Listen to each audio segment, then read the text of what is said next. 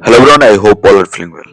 आज हम बात करेंगे ईरान और अमेरिका के बीच पिछले 7 दशकों से चले आ रहे उस तनाव की जो कभी खुले टकराव में बदल जाता है। दोनों देशों के बीच कभी पूर्ण पैमाने का सीधा युद्ध तो नहीं हुआ, लेकिन इतने प्रॉक्सी संघर्ष, गुप्त ऑपरेशन और धमकियां हुई कि इसे छाया युद्ध कहा जाता है।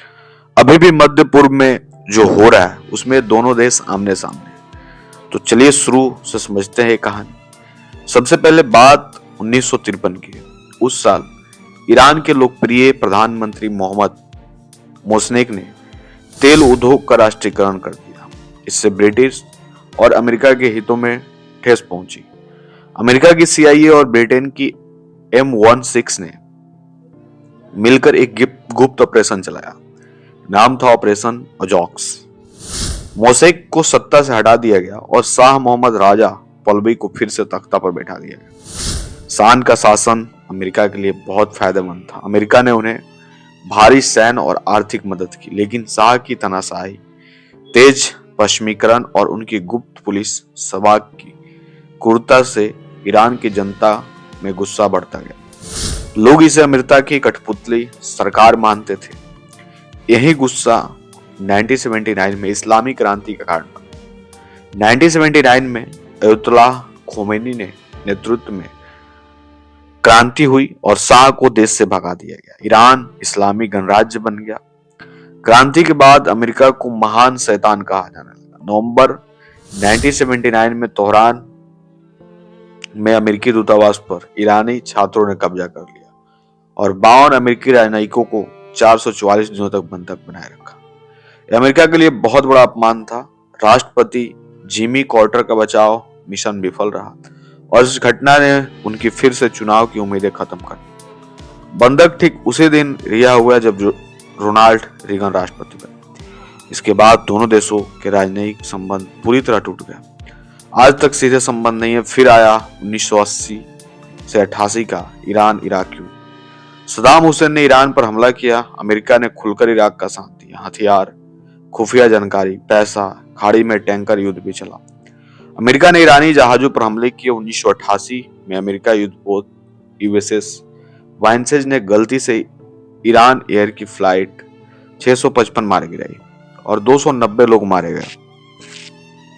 अमेरिका ने कहा गलती थी, लेकिन ईरान आज भी इसे जानबूझकर किया गया हमला मानता है। 1990 के दशक से ईरान के परमाणु कार्यक्रम पर विवाद शुरू हुआ। अमेरिका और पश्चिमी देशों का आरोप ईरान परमाणु हथियार बना रहा। ईरान कहता है हमारा कार्यक्रम सिर्फ शांतिपूर्ण है। 2002 में राष्ट्रपति जॉर्ज बुश ने ईरान को अक्स ऑफ एविल कहा। कड़े प्रतिबंध लगे। ईरान की अर्थव्यवस्था को भारी नुकसान हुआ।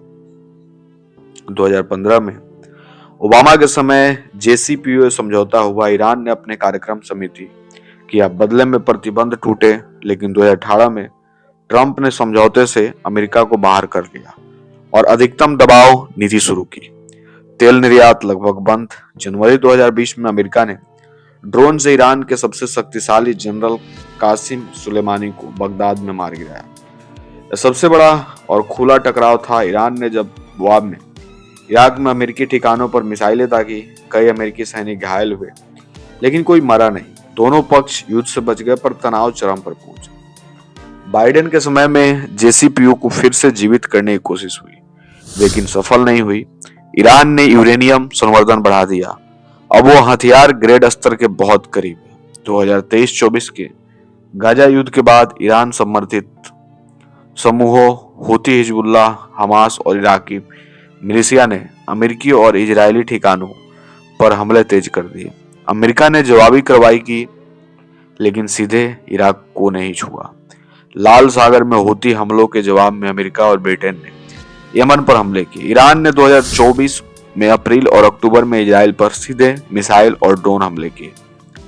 इजराइल ने जवाब दिया। अमेरिका ने इजराइल का पूरा साथ दिया, लेकिन खुद ईरान से सीधे नहीं सुलझा। सवाल यह है कि क्या इन दोनों के बीच पूर्ण युद्ध हो सकता है? ज्यादातर विश्लेषक कहते हैं कि संभावनाएं कम है, लेकिन गलतफहमी से अचानक युद्ध भड़क सकता है। मुख्य ट्रिगर हो सकते हैं परमाणु कार्यक्रम, प्रॉक्सी हमले, हॉर्मुज जलमरुद मध्य का बंद होना या इजराइल का कोई बड़ा कदम। युद्ध हुआ तो परिणाम भयानक होंगे। तेल की कीमतें आसमान छुएगी, क्षेत्रीय युद्ध फैलेगा, लाखों लोग मारे जाएंगे और वैश्विक अर्थव्यवस्था को गहरा झटका लगेगा। अंत में यही कहूंगा कि ईरान और अमेरिका के रिश्तों में सुधार की गुंजाइश अभी बहुत कम दिखती है। दोनों एक दूसरे को क्षेत्रीय अस्थिरता का जिम्मेदार मानते हैं, फिर भी कूटनीति का रास्ता पूरी तरह बंद नहीं है। मध्य पूर्व अभी बारूद का ढेर बना हुआ है। एक छोटी चिंगारी भी बहुत बड़ा विस्फोट कर सकती है। धन्यवाद। अगर आपको ये जानकारी पसंद आई हो तो लाइक सब्सक्राइब करना ना भूलें। अगली बार किसी नए विषय पर मिलते हैं। नमस्कार।